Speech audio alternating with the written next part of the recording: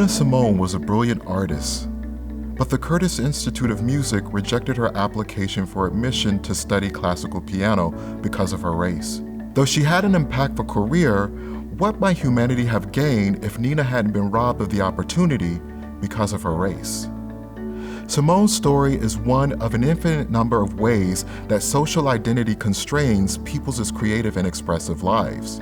Yet, artistic freedom is critical for a thriving multicultural democracy. In the creative sector, perhaps more than any other, it is important for people to tell as many stories of what it means to be human because according to Americans for the Arts, 73% of U.S. citizens believe that the arts help them to understand other cultures better, and 72% believe that the arts unify communities regardless of age, ethnicity, and race. A perspective observed across all demographic and economic categories.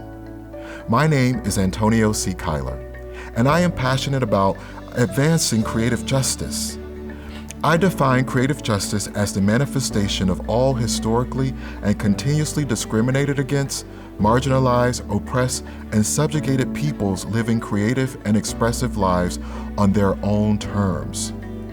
Access, diversity, equity, and inclusion, or ADEI as I like to call it, remain critical for achieving creative justice. If we do not achieve creative justice, humanity will suffer grave creative deficits.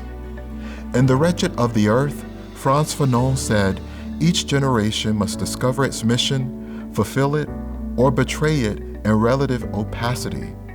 For me, the mission remains incomplete because identity-based human suffering continues to plague us, and systemic injustice remains deeply entrenched in U.S. society. Today, in the U.S., grievance politics and white supremacy culture inform an anti-woke movement aided and abetted by the Supreme Court, which overturned abortion rights, struck down affirmative action in college admissions, rejected a student loan debt relief plan, and thwarted the separation of church and state by allowing a Christian wedding photographer to preemptively discriminate against same-gender-loving couples.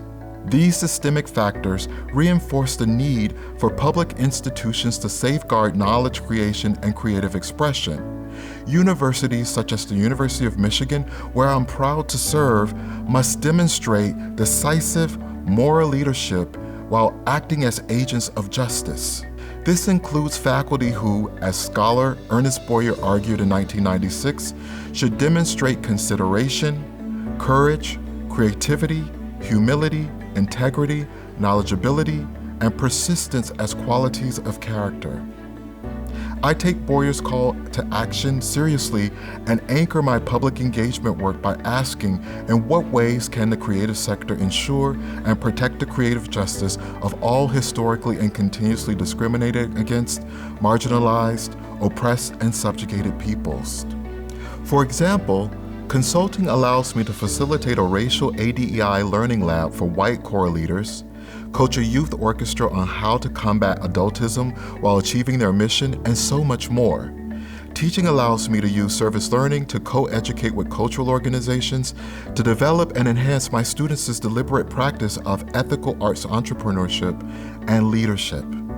Though the anti-woke activists have won some battles, they have not won the war.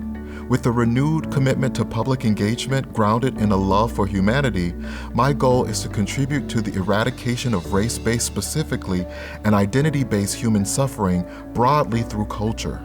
If I do my part and inspire others to do their part by doing my part, then it will enable the liberation of people living 7 generations from now. That ultimately is my end game.